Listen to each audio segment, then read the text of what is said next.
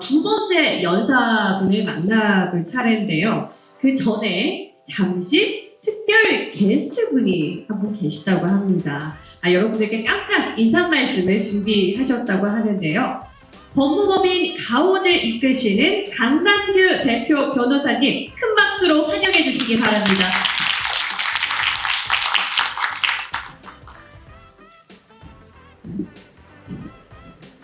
정말 반갑습니다. 저는 소개받은 법무법인 가온의 강남규 변호사라고 하고요.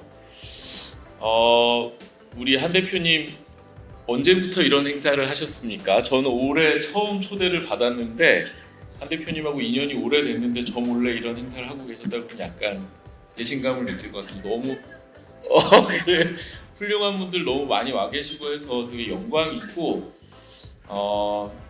약간 감격스럽기도 해요. 한 대표님하고 처음 뵀을 땐 진짜 저희 가온도 조그만 회사였고 우리 유택도 조그만 회사였죠. 근데 같이 좀 많이 커와서 이런 행사에 와서 이렇게 인사 말씀 드릴 수 있어서 너무 마음이 뿌듯하고 우리 한 대표님 진짜 대단하시다 생각합니다. 박수 한번. 저희 가온은 유택이랑 이제 어떤 측면에서 같이 일을 하고 있느냐 이것만 이제 간략하게 설명드리고 오늘 강의 연사한테 마이크를 넘길 텐데 이제 쉽게 말하면 저희는 좀 뒷문을 잠그는 역할을 하고 있습니다.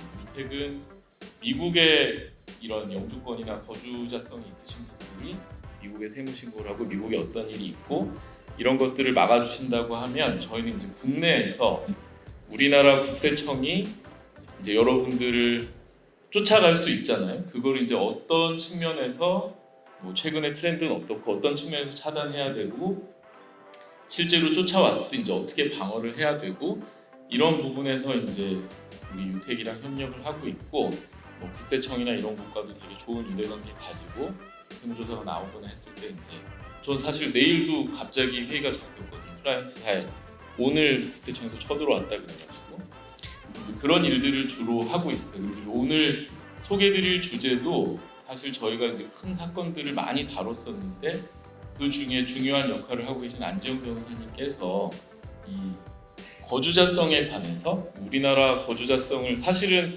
외국의 거주자성을 취득하는 것보다 한국의 거주자성을 끊어내는 게 이제 여러분들한테는 관건인 경우가 많으니까 그거에 관해서 우리 안지영 변호사님 모셔서 말씀 듣도록 하겠습니다. 감사합니다. 네. 자, 이제 두 번째 연사분을 모셔볼 차례인데요. 이분은 법무법인 가온의 조세그룹 시니어시고 가사부터 상속, 증여, 후견, 그리고 신탁까지 전반에서 아주 바쁘게 일하고 계신 분입니다. 안지영 변호사님 큰 박수로 맞이해 주시기 바랍니다.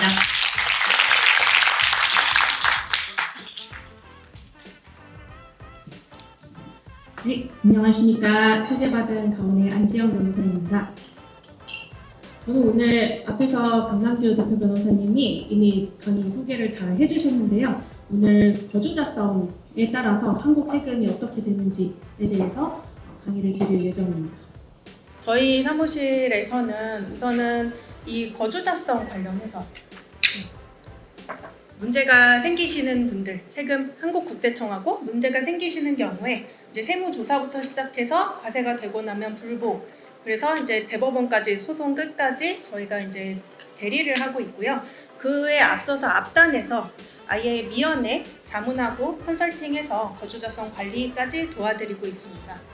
여기 계신 분들은 다 유택 고객분들이시기 때문에 다 이미 한국하고 미국을 왔다 갔다 하고 계시기 때문에 이미 거주자성이 문제가 다 되시고 계셔서 기본적인 상식은 다 아실 거라고 생각을 합니다. 그래서 세금은 한국 국적이라고 해서 한국에 세금 내나요? 네, 아니죠. 다 알고 계실 거라고 생각이 듭니다. 국적에 따라서 한국에 세금을 내는 것이 아니고 한국에 거주하는 경우에 한국 거주자인 경우에 한국 국세청에 세금을 내게 됩니다. 그래서 아시겠지만 한국 거주자다. 그러면 소득세에서는 전 세계의 소득, 월드와이드 인컴에 대해서 한국에 세금을 내고 상속세, 증여세도 전 세계에 소재한 재산에 대해서 한국에 세금을 냅니다. 근데 비거주자인 경우에는 국내에서 발생한 소득 그리고 국내에 있는 재산에 대해서만 한국국세청에 세금을 내게 되죠. 그리고 공제 혜택은 오히려 반대입니다. 그래서 거주자인 경우에는 공제 혜택을 다 풀리 받으실 수 있는데 비거주자인 경우에는 아주 제한된 일부 공제만 받으실 수 있지만 대체로 이제 외국 생활하시는 자산가분들 같은 경우에는 이 과세 대상에서 재산과 소득을 한국국세청에서 이제 해외 재산 소득에 대해서 터치하지 못하게 하는 게 좀 더 중요하실 것 같습니다. 그리고 또 이제 한국 거주자인 경우에는 전 세계 소득과 재산에 대해서 한국 국세청이 과세를 할 수 있기 때문에 해외에 어떤 재산이 있는지를 국세청이 계속 알고 싶어 합니다. 그래서 거주자의 경우에는 해외 자산에 대해서 국세청이 계속 매년 보고를 하도록 할 의무를 부과하고 있습니다. 그 중에 제일 유명한 게 해외 금융계좌 신고죠. 미국 같은 경우에는 F바고요. 그래서 요 앞에서 설명드렸지만 이제 소득세의 경우에도 거주자가 문제가 되고 상속세, 증여세의 경우에도 문제가 되는데 보통 이걸 똑같다고 알고 계세요. 근데 실제로는 소득세하고 상속세, 증여세하고 거주자성 판단하는 게 조금 다릅니다. 그리고 심지어 해외금융계좌 신고 의무가 있는지 없는지를 판단할 때도 거주자 판단하는 게 조금 달라져요. 그 세 가지가 다 다르기 때문에 거기에 어떤 차이점이 있는지를 오늘 좀 설명을 드리려고 합니다. 소득세가 아마 가장 많이 알고 계신 가장 기본일 거예요. 그래서 이 부분은 제가 좀 빠르게 설명을 드릴 텐데 우선 거주자를 판단하는 방법. 국내에 주소를 두거나 183일 이상 거소를 둔 개인입니다. 우리 항상 거주자성 관리하실 때 1년에 국내에 183일보다 언더로 있으면 그러면 한국 거주자가 아니다 이렇게들 알고 계시는데 이게 조문 문구 그대로예요. 국내에 주소를 두거나는 오어 조건입니다. and가 아니에요. 그러면은 183일 이상 체류하지 않아도 국내에 주소를 두고 있으면 국내 거주자가 되는 겁니다. 근데 주소라는 거는 우리 주민등록상 주소 얘기하는 거 아니죠. 거주 기간, 직업, 자산, 생계가족, 기타 생활관계를 종합적으로 판단합니다. 그러니까 국세청이 얼마든지 땡겨오고 싶은 사람은 땡겨올 수 있게 조문이 만들어져 있는 거예요.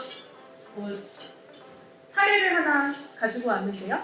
가상의 사례지만 한국하고 미국하고 왔다 갔다 하시는 경우에 체류 기간을 한국에서 연 100일 정도로 관리를 하셔도 집도 있고 자녀도 있고 회사도 있고 하시는 경우에는 얼마든지 국내의 소득세법상으로는 한국 거주자라고 보게 됩니다. 그러면 미국도 당연히 영주권자시고 체류도 많이 하셨기 때문에 당연히 미국 법상으로도 미국 거주자겠죠. 그러면 한국과 미국이 다 자기 나라 거주자라고 주장하는 이중 거주자가 되시게 됩니다. 이런 경우에 그러면 양쪽에 다 전 세계 소득에 대해서 납세를 하게 되면 이중 과세가 되겠죠. 그래서 한국과 미국은 조세 조약을 체결을 해서 이런 이중 거주자 문제를 해결하고 있습니다. 타이브레이커 룰이라고 해서 우리 스포츠에서 이제 동점이 되게 되면 어떻게든 승부를 가리기 위해서 승부차기를 하죠. 그 승부차기 룰입니다. 양국 다 자기 나라 거주자라고 해서 동점이 됐기 때문에 이 1번부터 5번까지 순서대로 승부차기를 해서 어느 나라 거주자인지를 가려주게 됩니다. 그래서 대체로는 이렇게 순서대로 쭉 적혀 있는데 대체로는 2번에서 갈립니다. 중대한 이해관계의 중심지라고 하면 가족이나 소득, 재산, 직업 이런 모든 요소들을 고려를 해서 저울질을 하게 됩니다. 어느 나라 쪽에 더 관련이 되어 있는지, 밀접한 생활이 형성이 되어 있는지를 판단을 하게 되고요. 여기 같은 경우에는 여러 가지 직업 자산들도 있겠지만 제가 가족이 배우자와 미성년 자녀가 미국에 있다는 걸 전제로 사례를 잡았는데 그런 경우에 이제 미국 거주자고 한국 비거주자로 될 가능성이 매우 높겠죠. 그럼 이렇게 되면 이제 이중과세 문제는 완전히 해소된 것이냐? 그렇지 않습니다. 왜냐하면 아까 말씀드렸다시피 한국 비거주자여도 한국에서 발생한 소득은 한국 국세청에 납세를 해야 되기 때문에 그러면은 아까 이제 미국 거주자로 정리가 되신 회장님 같은 경우에 한국에 법인이 있잖아요. 그럼 그 법인에서 배당도 나올 것이고 주식을 팔면 주식 양도소득세도 나올 거예요. 한국 법인에서 나온 소득이기 때문에 한국 원천 소득입니다. 그러면 이런 경우에도 이제 한국과 미국 사이에 조세 조약으로 해결을 하고 있습니다. 이중과세가 되지 않도록. 예를 들어서 배당 소득 같은 경우에는 소득이 발생한 나라 원천지국에서는 제한세율 10%로만 소득세를 과세할 수 있다라고 조세 조약에서 정하고 있어요. 그러면 한국은 이 배당 소득에 대해서 10%만 과세를 합니다. 그리고 미국은 뭐 예를 들어서 뭐 세율이 25%다. 그럼 25%를 과세를 해요. 그러면 회장님은 한국에서 10% 낸 거 납부 영수증 미국에 가져가서 포렌 텍스 크레딧 받으시면 그거를 세액에서 공제를 해줍니다. 그러면 결국은 한국에서 10%, 미국에서 15% 과세하는 효과가 나겠죠. 그리고 주식 양도소득 같은 경우에는 한미 조세 조약에서 소득이 발생한 원천지국에서는 과세 면제로 규정을 하고 있습니다. 한국에서는 주식 양도소득에 대해서는 과세하지 않고 미국에서만 과세를 하게 되는 거죠. 이게 소득 구분에 따라서 어떻게 원천지국하고 거주지국이 과세권을 조정할지가 다 세세하게 나누어서 규정이 되어 있기 때문에 항상 소득이 발생하는 종류에 따라서 다 조세 조약을 검토를 해야만 합니다. 자, 여기까지는 아마 상식적으로 다 알고 계실 것 같아요. 그러면 도대체 상속세 증여세에서는 거주자 판단이 어떻게 다르냐? 여기부터가 이제 본론이 될 것 같습니다. 우리 소득세는 소득이 발생한 사람 한 명만 있어요. 그 사람이 어느 나라에 살고 있는지만 보면 돼요. 근데 상속세 증여세 같은 경우에는 항상 사람이 두 명이 나옵니다. 주는 사람이 있고 받는 사람이 있어요. 그럼 누굴 기준으로 어디 사는지를 판단해야 되느냐? 우리 상속세 같은 경우에는 돌아가시는 분, 피상속인이라고 해요. 그리고 상속을 받는 자녀를 상속인이라고 하고요. 돌아가시는 분 기준으로만 판단을 합니다. 그리고 증여세 같은 경우에는 주는 사람, 받는 사람을 다 봅니다. 그래서 결론만 말씀드리면 어떻게 되냐? 상속세는 돌아가시는 피상속인도 해외에 있어야 되고 재산도 해외에 있어야 돼요. 그러면 그 재산에 대해서는 한국에서 과세하지 않습니다. 받는 자녀가 어느 나라에 사는지는 전혀 중요하지 않아요. 근데 증여세는 조금 더 엄격해요. 증여세 같은 경우에는 뭐 상속세는 죽는 시점을 조절할 수는 없잖아요. 근데 증여세는 주는 시점을 조절할 수 있기 때문에 이게 더 뭔가 조세 회피를 할 우려가 많다고 해서 더 특례 규정을 많이 두게 됐습니다. 그래서 증여자, 주는 증여자와 받는 수증자 그리고 재산이 전부 다 대한민국 바깥으로 나가 있어야만 한국국세청이 건드릴 수 없습니다. 그런 차이가 있고요. 그러면 거주자 판단은 어떻게 하냐? 위에 있는 박스가 아까 소득세에서 봤던 거랑 내용이 완전히 동일하죠. 국내에 주소를 두고 있거나 183일 이상 거주를 두는 분. 그 주소는 굉장히 추상적으로 국세청이 판단할 수 있게 돼 있습니다. 국내법상 거주자 판단은 소득세하고 완전히 동일해요. 그러면 뭐가 다르냐? 조세 조약이 없습니다. 이거는 뭐 비단 우리나라만 그런 게 아니고 전 세계적으로 소득세는 조세 조약이 서로 체결된 국가가 많은데 상속세, 증여세는 체결된 국가가 거의 없어요. 우리나라는 단 한 건도 체결하지 않았고 미국도 한 5개 국가하고밖에 체결을 안 했습니다. 일본하고 미국 사이에 체결돼 있고 일본도 미국하고만 돼 있습니다. 그래서 지금 한국에서도 점차적으로 상속세, 증여세, 조세 조약을 다른 나라하고 체결하려는 움직임이 지금 기재부에서 있는 중이고요. 그 연구 용역에 저희 법인도 참여를 했었습니다. 근데 뭐 아직까지는 조세 조약이 없기 때문에 그러면 이중 거주자가 됐을 때 그거를 한쪽 거주자로 해결해주는 조항이 없습니다. 그러면 한국과 미국을 왔다 갔다 하던 분이 돌아가셨다. 근데 이분이 한국에도 부동산이 있고 미국에도 부동산이 있었어요. 그러면 양쪽에다가 다 한국 부동산에 대해서 한국에도 상속세되고 미국에도 상속세되고 미국 부동산에 대해서도 한국에 상속세되고 미국에 상속세되고 그러면 뭐 50% 세율 구간이면 100%가 다 몰수되냐 하면 그렇지는 않습니다. 왜냐하면 한국하고 미국에는 둘 다 각자 국내 세법에 외국 납부세 공제 포렌 텍스 크레딧 규정이 상속세 증여세법에 다 들어가 있어요. 그래서 한국에서 한국 부동산 상속세 낸 걸 가지고 미국으로 납부 영수증 가지고 가면 저쪽에서 포렌 텍스 크레딧을 해주고 미국에서 미국 부동산 상속세 낸 걸 가지고 오면 한국에서 세액공제로 끌 수 있습니다. 그렇게 해서 결과적으로는 다 한 번씩만 내도록 조절이 가능한데 이게 사실 각국 국내 세법에 의존하고 있다 보니 완벽하지가 않습니다. 예를 들어서 캐나다 같은 경우에 대표적으로 상속세 증여세를 폐지한 나라죠. 근데 이제 캐나다, 호주 같은 경우에는 이제 싱가포르 같은 데랑은 다르게 상속세 증여세를 완전히 폐지한 게 아니고 부동산은 양도소득세로 전환을 한 거예요. 그래서 돌아가신 시점에 그 어르신이 보유하고 있던 부동산을 한번 팔았다고 치고 양도소득세를 과세하는 구조를 취하고 있습니다. 근데 그래서 이제 생기는 문제가 한국 거주자가 이제 캐나다 부동산을 가지고 계신 경우에로 예를 들어볼게요. 그러면 한국에서 돌아가시면서 한국 거주자가 돌아가셨으니까 해외에 있는 재산까지 다 상속세를 내야 되죠. 그러면 한국구세청에 캐나다 부동산 상속세를 낸단 말이에요. 근데 캐나다에서는 캐나다에 소재한 부동산이잖아. 캐나다 거주자가 아니어도 저 캐나다 부동산에 대해서 양도소득세, 캐피탈 게인 텍스죠. 자본이득세를 과세를 하는데 그러면은 저거를 한국에 납부 영수증을 한국에 가지고 와서 외국 납부 세액 공제를 받아야 되는데 이게 세목이 달라요. 세목이 달라서 공제가 안 되는 문제가 발생을 합니다.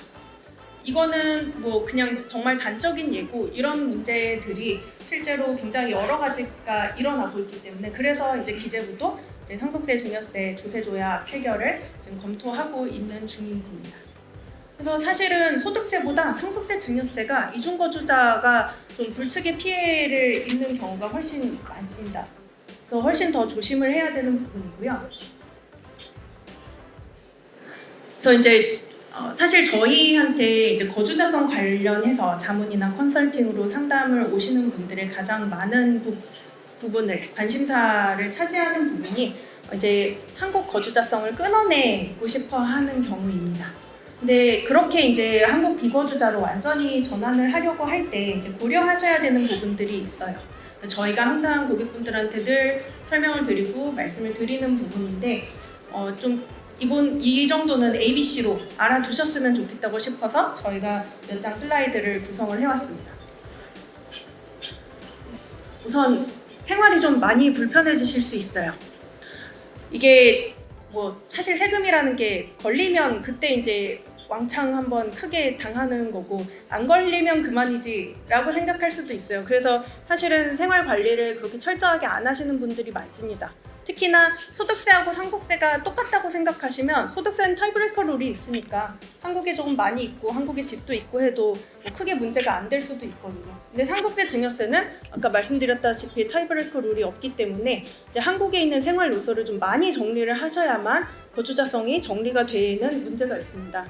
그래서 정말로 한국 상속세 증여세 없이 완전히 한국 거주자성을 끊어내고 싶으시다고 하면 제대로 하려면 정말로 정리해야 될 생활 요소가 많습니다. 그 중에 이제 가장 좀 크리티컬한 부분들, 정말 불편하신 부분들이 예를 들면 거주 기간. 이제 1년에 절반 183일 이하로만 관리한다라고 하면 쉬울 것 같지만 이게 그 체류 기간만으로 하는 게 아니고 주소 판단이 들어가잖아요. 그래서 저희가 보통 좀 세이프한 영역으로 말씀드리는 게 한 3개월 정도, 1년에 3개월 정도입니다.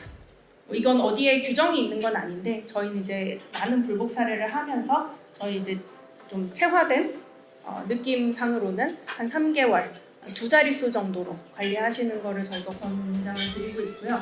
그리고 자산 같은 경우에도 한국에 내가 언제든지 한국 국내에 들어왔을 때 살 집 이런 게 있으면 그것도 곤란하고 생계 가족 이게 나만 관리하면 되는 게 아니고 나와 생계를 같이 하는 배우자라든지 미성년 자녀라든지 국내에 남아있으면 이게 끊어내지지가 않습니다. 저희 얼마 전에 상담 오셨던 그 자산운용사 대표님 같은 경우에는 너무 나가시고 싶은데 사모님하고 중학생 자녀가 있는데 한국을 떠나고 싶지 않아 하시는 거예요. 그래서 저희는 뭐 그러시면 뭐 하러 나가시냐, 그냥 국내에 계셔라라고 권유를 드렸는데 굳이 대표님 혼자서라도 나가시겠다고 하시더라고요. 그래서 저희가 말씀을 드렸죠. 생계가족이 계속 있으면 절대 안 끊어집니다. 말씀을 드렸는데 일단은 본인이 너무 원하셔서 나가신다고 하시는 상황이고요. 그 다음에 또 하나 많이 불편하신 게 건강보험입니다. 보통 이제 연세가 드시면 국내에서 치료를 받으셔야 되는데 건강보험을 사용을 하게 되면 이게 법원에서는 안 그런데 일선 세무서 조사관님들 딴에서는 이 건강보험을 거주자성 판단할 때 굉장히 중요하게 생각하시기 때문에 이것도 건강보험도 다 이제 자격 상실 처리를 해주셔야 되는 문제가 있습니다. 그래서 좀 생활 불편하게 되는 요소들을 내가 이것까지 감수하고 나갈 수 있을 것인가를 검토하실 좀 필요가 있고요. 그다음에 또 하나가 이게 상속 증여라는 건 굉장히 롱텀 플랜입니다. 내가 10년 뒤, 20년 뒤, 30년 뒤까지를 생각해야 되는 문제라서 근데 이 상속세, 증여세에서 내가 어느 나라 거주자인지를 판단하는 시점은 상속 시점, 그러니까 내가 사망할 때 그리고 증여하는 그 순간 그때 판단을 하기 때문에 내가 지금 나가도 죽기 전에 한국으로 들어와서 갑자기 암이 발병을 해서 한국에서 한 1년 정도 치료를 받다가 사망했다? 그러면 한국 거주자인 채로 사망하는 거예요. 그렇게 되면 어떻게 되냐? 해외에다가 재산 다 보내놨었는데 그리고 내가 이민 생활을 20년을 했는데 그래도 한국에서 다 해외 재산에 대해서 상속세 과세를 하게 되는 거고요. 그리고 내가 해외에 나가 있는 동안 해외 재산을 자녀들한테 증여를 상당부분 많이 했어요. 근데 그래도 한국에 들어와서 그렇게 반년 이상 투병하다가 사망을 하게 되면 그러면은 과거 10년치, 한국인한테 준 거는 10년치, 한국인 아닌 사람한테 준 거는 과거 5년치 해외 증여 재산이 다 상속세로 합산이 되게 됩니다. 그래서 내가 나중에 리턴할 가능성이 있다라고 생각하면 이 부분도 주의가 많이 필요하고요. 그다음에 또 하나가 한국에서 기업하시던 회장님들 같은 경우에는 이제 엑시텍스가 있죠. 2018년에 도입이 됐는데요. 그래서 한국에서 이제 대주주로서 주식을 가지고 계신 경우에는 출국할 때 엑시텍스가 과세되기 때문에 그래서 출국 시점을 잘 조절하실 필요가 있습니다. 그래서 회장님들 같은 경우에는 이렇게 이주하는 계획을 세우실 때 좀 주의가 필요하신 게 그냥 바로 증여 상속이 발생한다라고 하면 해외에 있는 자녀에게 줘도 한국에서 다 상속세 증여세가 과세가 되죠. 그렇다고 회사를 그냥 그대로 둔 채로 회장님 몸만 해외로 가신다라고 하면 엑시텍스로 이제 주식을 양도한 걸로 간주해서 나한테는 실제 현금이 들어오지도 않았는데 양도한 걸로 치고 양도소득세를 한 번 내고 여전히 한국 주식이기 때문에 사망하게 되면 상속세가 그대로 또 발생해서 2번 과세가 됩니다.